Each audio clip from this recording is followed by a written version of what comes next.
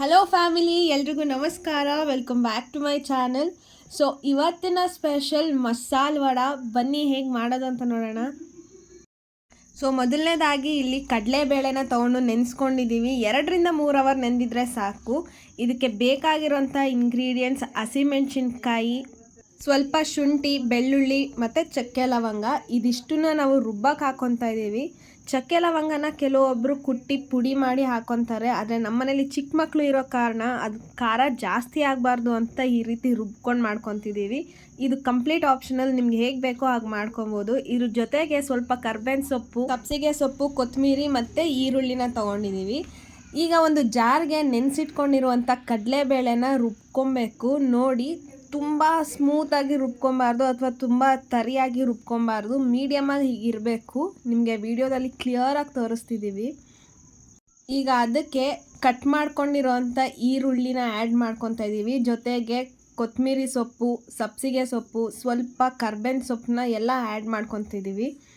ಜೊತೆಗೆ ನಾವು ಏನು ರುಬ್ಬಿಟ್ಕೊಂಡಿದ್ವಲ್ಲ, ಹಸಿಮೆಣ್ಸಿನ್ಕಾಯಿ, ಬೆಳ್ಳುಳ್ಳಿ, ಶುಂಠಿ, ಅದನ್ನು ಆ್ಯಡ್ ಮಾಡಿ ಸ್ವಲ್ಪ ರುಚಿಗೆ ತಕ್ಕಷ್ಟು ಉಪ್ಪನ್ನ ಹಾಕ್ಕೊಂಡು ಚೆನ್ನಾಗಿ ಕಲಿಸ್ಕೊಬೇಕು. ಇದನ್ನು ಮಿಕ್ಸ್ ಮಾಡುವಾಗ ನೀರನ್ನ ಆ್ಯಡ್ ಮಾಡ್ಕೊಂಡು ಮಿಕ್ಸ್ ಮಾಡ್ಕೊಬೇಡಿ, ಯಾಕಂದರೆ ನಾವು ಹಾಕಿರೋವಂಥ ಎಲ್ಲ ಸೊಪ್ಪು, ಈರುಳ್ಳಿ ಅದರಲ್ಲೇ ನೀರಿನ ಅಂಶ ಇರುತ್ತೆ. ಸೊ ಅಷ್ಟರಲ್ಲೇ ಮಿಕ್ಸ್ ಮಾಡಿ. ನೋಡಿ, ಕನ್ಸಿಸ್ಟೆನ್ಸಿ ಈ ರೀತಿ ಇರಬೇಕು. ಇಷ್ಟಿದ್ರೆ ಪರ್ಫೆಕ್ಟಾಗಿ ವಡೆ ರೆಡಿ ಆಗುತ್ತೆ.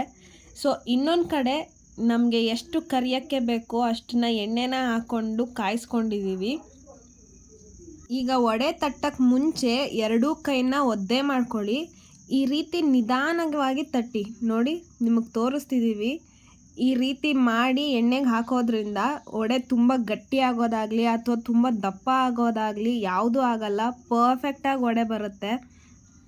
ಆ್ಯಕ್ಚುಲಿ ಏನು ಗೊತ್ತಾ, ಈ ಮಸಾಲೆ ವಡೆ ಮಾಡುವಾಗ ನನಗೆ ನಿಜವಾಗ್ಲೂ ನಮ್ಮ ಆಂಟಿನೇ ನೆನಪಾಗ್ತಾರೆ. ಯಾಕೆಂದರೆ ಈ ಮಾಲೆ ಅಮಾವಾಸ್ಯೆ ಟೈಮಲ್ಲಿ ನಮ್ಮ ಹಿರಿಯರಿಗೆ ಪೂಜೆ ಮಾಡೋದು ಕಾಮನ್. ಅಲ್ಲಿ ಈ ವಡೆ ಮತ್ತು ಪಾಯಸ ಇಟ್ಟು ಪೂಜೆ ಮಾಡೋದು ಒಂದು ಪದ್ಧತಿ ಅಂತಲೇ ಹೇಳ್ಬೋದು. ನಮ್ಮ ಆಂಟಿಗೆ ವಡೆ ಮಾಡ್ತಿದ್ದೀವಿ ಅಂತ ಅದು ಹೆಂಗೆ ಗೊತ್ತಾಗ್ತಿತ್ತು ನಿಜವಾಗ್ಲೂ ಗೊತ್ತಿಲ್ಲ.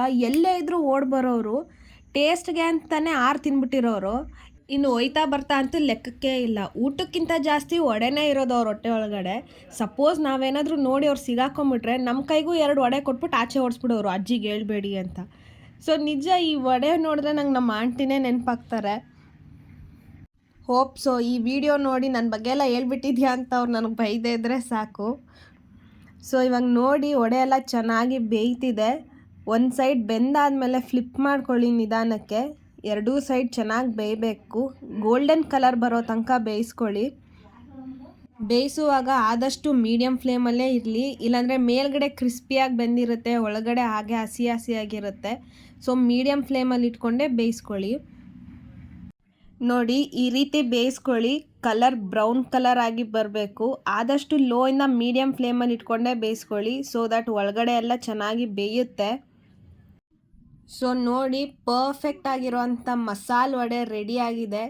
ಸಿಂಪಲ್ಲಾಗಿ, ಟೇಸ್ಟಿಯಾಗಿ, ಕ್ರಿಸ್ಪಿಯಾಗಿ ಮಸಾಲೆ ವಡೆ ರೆಡಿ ಆಯಿತು. ಬಿಸಿ ಬಿಸಿ ಇರಬೇಕಾದ್ರೆ ಸರ್ವ್ ಮಾಡಿ. ಟೇಸ್ಟ್ ಸೂಪರಾಗಿರುತ್ತೆ. ಸೊ ಈ ವಿಡಿಯೋ ನಿಮಗೆ ಇಷ್ಟ ಆಗಿದ್ರೆ ಲೈಕ್ ಮಾಡಿ, ಶೇರ್ ಮಾಡಿ, ಕಾಮೆಂಟ್ ಮಾಡೋದನ್ನ ಮರಿಬೇಡಿ. ವಿಡಿಯೋನ ದಯವಿಟ್ಟು ಸಬ್ಸ್ಕ್ರೈಬ್ ಮಾಡ್ಕೊಂಡು ನೋಡಿ. ಮತ್ತೆ ಹೊಸ ಸ್ಪೆಷಲ್ ರೆಸಿಪಿ ಜೊತೆಗೆ ಬರ್ತೀನಿ. ಬಾಯ್.